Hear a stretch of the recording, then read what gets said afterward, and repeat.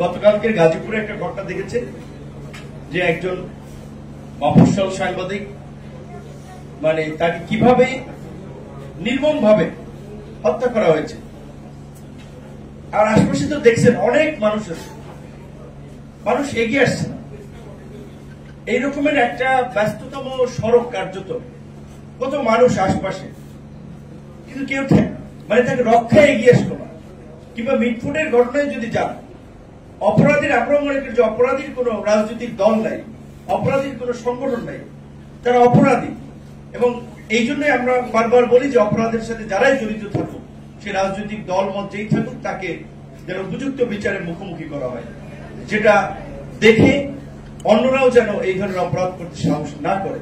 কিন্তু আমাদের আক্ষেপ এবং আফসোস হচ্ছে এই যে আমরা 24-এর গণ অভ্যুত্থানে অনেক কথা বললেন, আপনারা দেখেছেন যে মানুষ, ছাত্র কিংবা শ্রমিক টিন দিয়ে পুলিশের গুলি ঠেকানোর চেষ্টা করেছে, কিংবা কাঠ দিয়ে আপনার রাস্তায় নেমেছে, একটু সামনে ধরে রেখেছে, কারণ সে মানে বুঝতে পারছে যে গুলি আসতে পারে, তার গায়ে লাগতে পারে। এই সাহসী মানুষ আমরা দেখেছি। একজনের সামনে আরেকজন গুলিবিদ্ধ হয়েছে, তারপরে আন্দোলন থেকে কেউ সরে যায় না। কিংবা একজন আহত সহকর্মীকে কিভাবে সরিয়ে নিয়ে চিকিৎসা দেওয়া যায়, তার পাশে থাকা যায়, সেই জন্য একটা মানবিক দৃষ্টান্ত আমরা এই গণঅভ্যুত্থানে দেখেছি। তাহলে এই যে দুটো ঘটনা ঘটলো, আশপাশে এত মানুষ ছিল, আমরা দেখলাম না যে দু একজন মানুষ এই মানুষগুলোকে রক্ষা করার জন্য এগিয়ে গেছে। এখন দু একটা ঘটনা ধরেন, এই ধরনের ঘটনা অবশ্যই এটা নিন্দনীয় ঘটনা, জঘন্য ঘটনা, এই ধরনের ঘটনা ঘটবে আমরা চাই না। কিন্তু এই দু একটি ঘটনাকে আবার পুঁজি করে, দু একটি ঘটনাকে সেন্টার করে আবার সব শেষ হয়ে গেছে, এই ধরনের আবার ধোয়া তোলা আমাদের ঠিক না। যে ধরনের ওইখানে কি স্বরাষ্ট্র উপদেষ্টা যে আসলে রক্ষা করবে, বা ধরেন উনি কি চাইলে ওইটা ইনস্ট্যান্টলি বন্ধ করতে পারত? আমাদের এইখানে এই ধরনের প্রবণতা সিস্টেম, এগুলো তো দীর্ঘদিন ধরে চলে আসছে। আমরা পরিবর্তন চাই, বিশেষ করে অন্যান্য সরকার যে এই সরকারের প্রতি আমাদের যে একটা প্রত্যাশা ছিল, সেখানে আমরা মনে করি যে আমরা বড় রকমের একটা ধাক্কা খেয়েছি। বিশেষ করে আমরা বারবার বলছি যে যেই পুলিশ এবং প্রশাসনকে ব্যবহার করে কার্যত রাজনৈতিক দলের তো শেখ হাসিনা বা এই ফ্যাসিবাদের সবচেয়ে শক্তি এবং সবচেয়ে খুঁটির জোরটা ছিল প্রশাসন, পুলিশ প্রশাসন এবং জনপ্রশাসন। কিন্তু দেখেন গত 11 মাসে এই পুলিশ এবং জনপ্রশাসনের কি সংস্কারটা হয়েছে, কয়জনকে চাকরিচ্যুত করা হয়েছে, বরঞ্চ বিভিন্ন জনের সুপারিশে তাদের পুনর্বাসন হয়েছে। কয়েকজনকে সাময়িক সরিয়ে রেখেছিল, হেডকোয়ার্টারে সংযুক্তি দিয়েছে, কিংবা বিভিন্ন ধরনের কম গুরুত্বপূর্ণ দায়িত্ব দিয়েছে, কিন্তু তাদেরকে চাকরিচ্যুত কিন্তু করে নাই। আবার রাজনৈতিক ফিল্ডে এখন বিভিন্ন জায়গা, ধরেন আমার মাধ্যমে আসতেছে, সাকিবের মাধ্যমে যাচ্ছে, বিএনপির মাধ্যমে যাচ্ছে, জামাতের মাধ্যমে তারা রাজনীতিতে কামব্যাক করতেছে। সরি, এখানে সাকিব ভাই আমার কতটুকু আমরা করতেছি আওয়ামী লীগের পুনর্বাসন সেটা আপনারা দেখেন, কিন্তু আমি ইনক্লুডিং আমাকেও বললাম, যদি আমরা আমাদের মতো রাজনীতিবিদরাই তো, আমাদের মতো রাজনৈতিক সংগঠনগুলোই তো তাদেরকে সুযোগ দিচ্ছে। এমনকি এই ঘটনাও তো দেখেছি যে এই ফ্যাসিবাদের দোষর তাদেরকে ছাড়ানোর জন্য থানা পর্যন্ত ঘেরাও হয়েছে। আমরা যদি ভেবে থাকি যে প্রশাসনে তাকে পুনর্বাসন করলে সে আমার পক্ষে কাজ করবে, রাজনীতিতে পুনর্বাসন করলে সে আমার পক্ষে লাঠিয়াল হবে, নির্বাচনের মাঠে শক্তি হবে, এটি কিন্তু হিতে বিপরীত হয়ে দাঁড়াবে।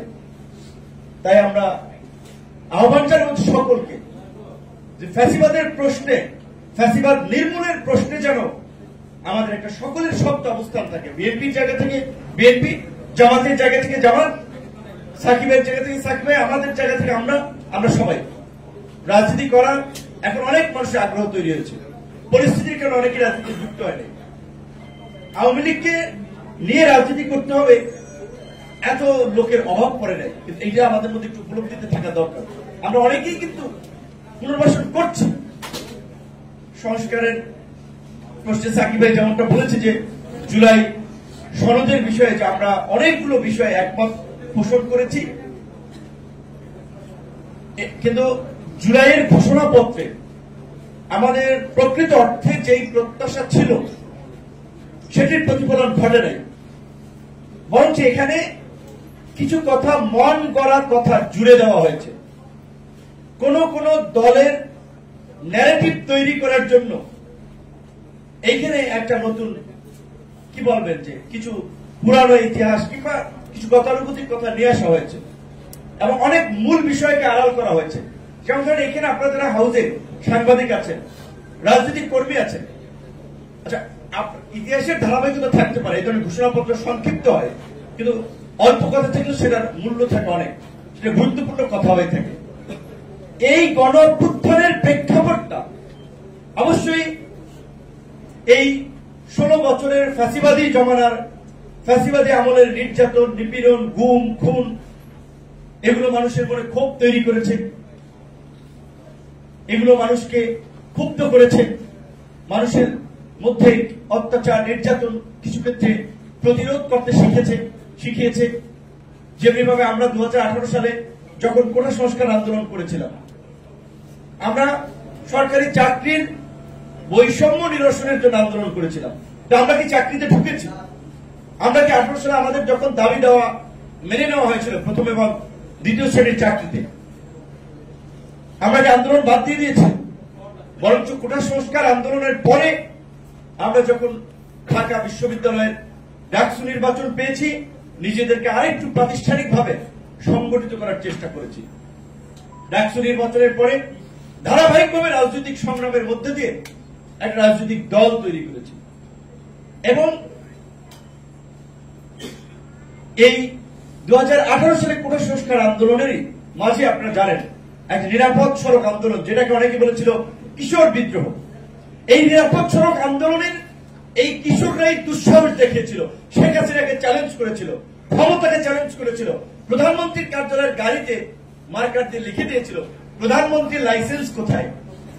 দেখেছেন অনেক বড় বড় নেতা, পুলিশের পদস্থ কর্মকর্তা গাড়ি লাইসেন্স নাই, কাগজ নাই, ছাত্ররা সড়কে নামাইয়া তাকে হাঁটাই নিয়েছে এবং ওই ছাত্ররাই প্ল্যাকার্ড তুলেছিল রাষ্ট্র সংস্কার চাই, রাষ্ট্র মেরামত চাই।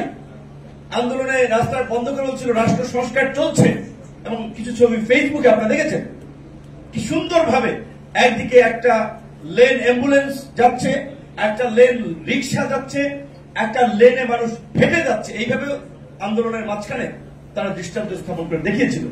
সত্যিকার অর্থেই এই ছাত্রদের প্ল্যাকার্ড থেকেই, এই ছাত্রদের স্লোগান থেকেই আমাদের মনে রাজনৈতিক আকাঙ্ক্ষা জন্ম নিয়েছে, যেটা আমাদের ছোট ভাইয়েরা, আমাদের কিশোরেরা, তরুণেরা যখন বলছে রাষ্ট্র মেরামত করবে, রাষ্ট্র সংস্কার করবে, তখন আমাদের কাছে মনে হয়েছে যে আমরা চেষ্টাটা করে দেখতে পারি। কারণ সত্যিকার অর্থেই অনেকেই বলে আপনি অন্য দলে যান নাই, যেতে পারতেন আপনারা। প্রকৃত অর্থে বিদ্যমান রাজনীতিকে আমাদের পছন্দ মনে হয় নাই এবং তাদের অনেকেই কর্মকাণ্ড কাছাকাছি ছিল, যে কারণে মনে হয়েছে যে আমরা যদি নাও পারি অন্যকে পথ দেখাতে পারবো। দেখেন এই যে আন্দোলনের নোন ফেস, আন্দোলনের সবচেয়ে পরিচিত লিডাররা, তাদের অধিকাংশ এই আমরা যেই সংগঠন থেকে রাজনৈতিকভাবে আজকে এই জায়গায় এসেছি, ছাত্র অধিকার পরিষদ থেকে জন্ম নিয়েছে। একটা কথা, এটা আমার জায়গা থেকে এখন বলা উচিত না, কারণ এগুলো নিয়ে কাদা ছোড়াছুড়ি অযথা বিতর্ক পারে। তারপরে আবার এটা ইতিহাসের একটা কথা বলা লাগবে। কিছু কথা, কিছুদিন আগে আন্দোলনে আমাদের পরিচিত এক তরুণ ঢাকা বিশ্ববিদ্যালয়ের শিবিরের নেতা ছিলেন সাদিক কায়ুম, সে বলেছিল যে আমাদের যে ছাত্র সংগঠন, ছাত্র অধিকার পরিষদ, তার থেকে কিছু ছেলেদেরকে তারা মূলত আমাদের ছাত্র সংগঠন থেকে ভাগিয়ে নিয়ে দল বা সংগঠন তৈরি করার জন্য পৃষ্ঠপোষকতা করেছে, সহযোগিতা করেছে। এবং তার বয়স সে বলছে যে 18 সালের কোটা সংস্কার আন্দোলনেও যারা ছিল তাদের সাথে শিবিরের নিয়মিত যোগাযোগ ছিল, তাদেরকে সহযোগিতা করত। প্রকৃত অর্থে এই কথাটা যদি আমি না বলি তাহলে এইটা ভুলভাবে একটা মানুষের কাছে ধারণা তৈরি হতে পারে। আমি কিন্তু ওপেন, এটা তো লুকোচুরি কিছু। আমি বিশ্ববিদ্যালয়ে ওই চরাঞ্চলের টুইনবাড়ি বরিশাল, আমার ইউনিয়নের নাম চর বিশ্বাস, একেবারে প্রত্যন্ত গ্রাম অঞ্চল চর থেকে আমি উঠে এসেছি। আমার বাবা একেবারেই একজন নিম্নবিত্ত পরিবারের মানুষ। সো আমাদের মতো মানুষের, ছাত্রদের বিশ্ববিদ্যালয়ে পড়ার পাশাপাশি তাদের চিন্তা থাকে ফ্যামিলির থেকে লোড কমানো, নিজের খরচটা যদি নিজেরা চালাতে পারি, একটু কম খরচে থাকতে পারি, সেই চেষ্টাটা করি। তা আমার হলে থাকা প্রয়োজন। হলে তো থাকতে হলে ছাত্রলীগের আসলে আপনার বাইরে থাকা যায় না। ছাত্রলীগ ছাড়া। আমরা উঠেছি ছাত্রলীগের হাত ধরে, অনেকে পদ দিয়েছেন, কিন্তু আমাদের বরিশালের এই নেতা ছিলেন আলোচনা ছাড়া একটা পদও দিয়েছেন। তো ছাত্রলীগের সাথে একটা সম্পৃক্ততা ওই সময় ছিল, কিন্তু ছাত্রলীগের মধ্যে থেকে এবার আন্দোলন করে এই প্রেক্ষাপট আমরা তৈরি করেছি। কিন্তু শিবিরের সাথে কার্যত আমার ওইভাবে যোগাযোগ ছিল, হয়তো আমার অন্য সহকর্মীদের জনকে চিনতে পারেন। সো এটি একটা ভুল ব্যাখ্যা হবে যখন বলা হচ্ছে যে আমাদেরকে সাপোর্ট করতে হবে। আবার এই আন্দোলনের সময় আমরা দেখেছি আপনার এখন আন্দোলনের পরে যেভাবে বিভিন্ন রাজনৈতিক দল সংগঠনের মধ্যে ক্রেডিট নিয়ে একটা বিতর্ক হচ্ছে, এইটা আসলে আরেকটা আমাদের কাছে দৃষ্টিকটু মনে হয়েছে। তো আমাদের অনুরোধ থাকবে আন্দোলনের, অবশ্যই সাকিব ভাই বলছে সমস্ত অংশীজনদের একটা ভূমিকা আছে, কন্ট্রিবিউশন আছে। আমরা প্রত্যেকের কন্ট্রিবিউশনকে স্মরণ করি এবং আমরা চাই আমাদের মধ্যে আন্দোলনের মধ্যে দিয়ে যে ঐক্য, ভ্রাতৃত্ব এবং সংহতি গড়ে উঠেছিল, সেটার মধ্যে দিয়েই সবাই মিলে আগামীর বাংলাদেশে আমরা বিনির্মাণ করবো। তার জন্য আমাদের প্রয়োজন জাতীয় নির্বাচন।